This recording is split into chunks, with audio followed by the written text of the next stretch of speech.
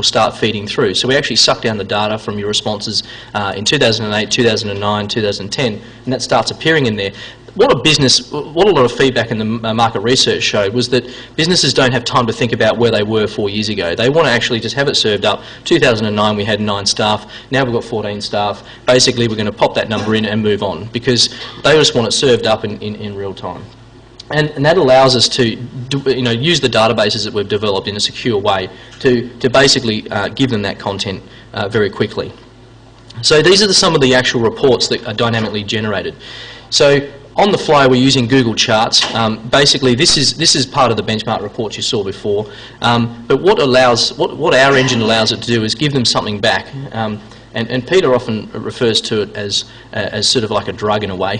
What it is a business is putting in the data, they want something back in real time. So we're often saying to them, you're benchmarked against sole practitioners, you're benchmarked against your peers, which are generally sole practitioners, small and growing, and large and growing. So we actually don't dice and slice against people that aren't on the same relevancy or scale as them. We actually do it within their own little cluster, if you like, their own peers.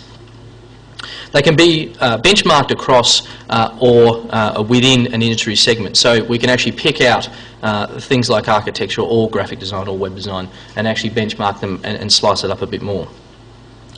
We basically do an online analytical engine, if you like. It's a service, it's a web service using Google Charts. So it's an API that basically is from the cloud, and that allows us to take a lot of the data and basically then in real time give them instantaneous results.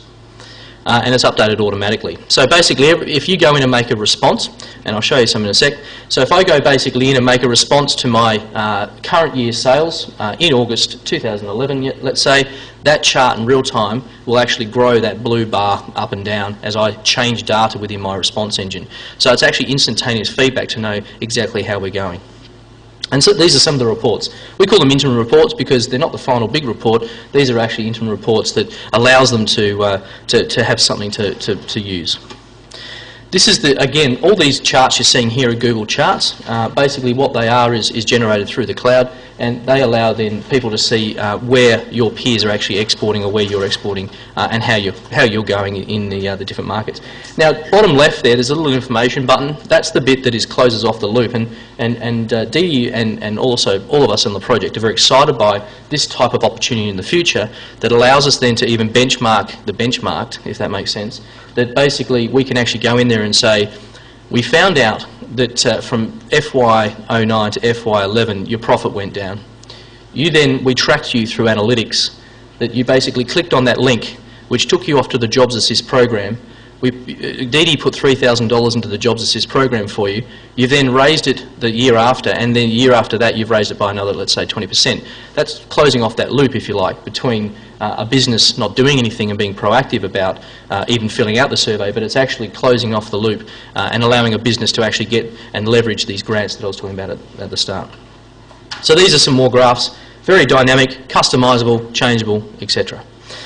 There's an administration dashboard. So this system is built on LAMP, which is, I won't get too technical, but Linux and Apache and MySQL and PHP. But anyway, basically what this is built on is a standalone turnkey bit of software that is web-enabled and allows us to then have a login for an administration manager who might be Dee. So Dee would have a login to here, and they can log in and manage organisations. They can manage individual users, memberships, and the like. So that's a bit of a screenshot of what you can physically do at the back end to make it as seamless and possible to the respondents.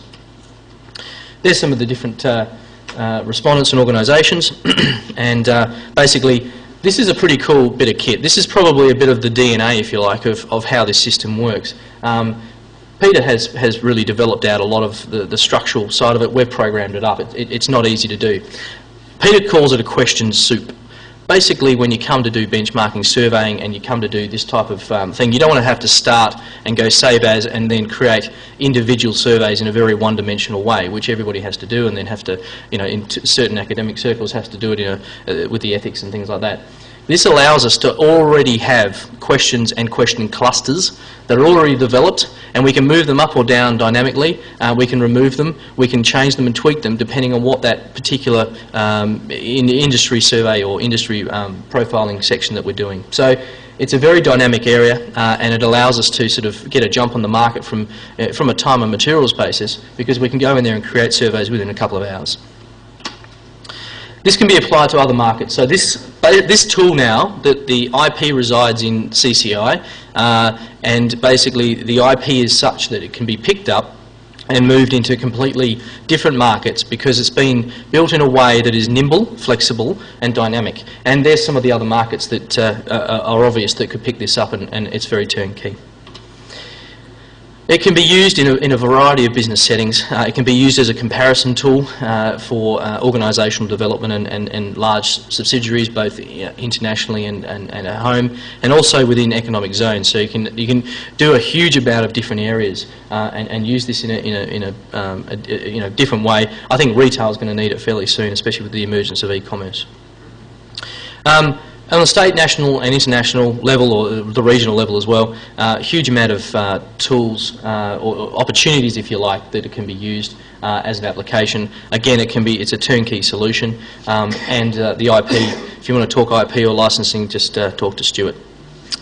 Okay, so that's my details. Any questions, I'm sure we'll take them afterwards.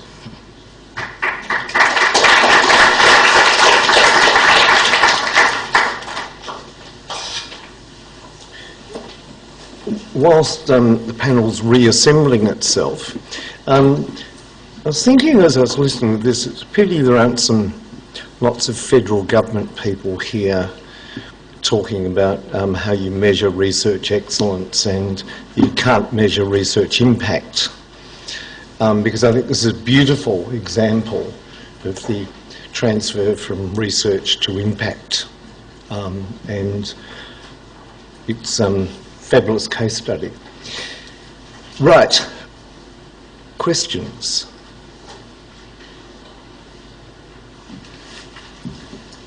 Up the back. Have we got microphones that we need to use? Or? Todd, are we having microphones?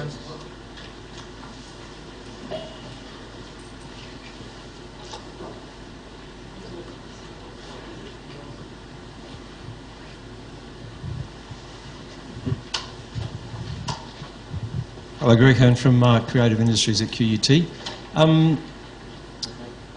What do the team think about the potential for international uses of this technology, and do you see a pathway that CCI might take this forward in a commercial way into the international sphere?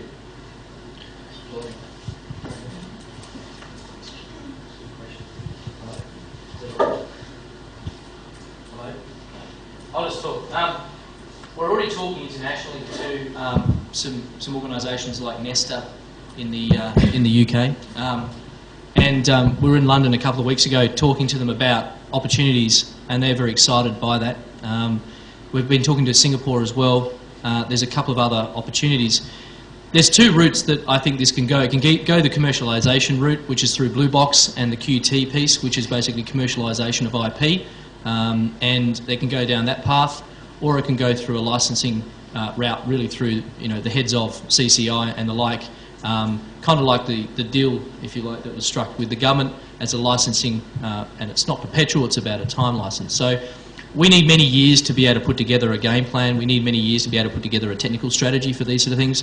But with this bit of kit, it now allows us to really, we believe, move a lot quicker to market, and it's allowed us to sort of sell the IP of CCI a lot better internationally. So we still, Peter's been doing research for years, competitor analysis if you like. We still can't find anything like it within the creative industry space, but also we're trying to look at other tools that actually do it in this sort of way as well across other different segments. Often what's happened in the past, just quickly, is organisations like the Chamber of Commerce or government internationally, those type of organisations, they've thrown their hands in the air and had to build their own bit of kit. They've had to get their own programmers in. They've had to go through their own process. What we've done is combine brain power with market research to come up with a tool that is fairly, it's great for commercialisation.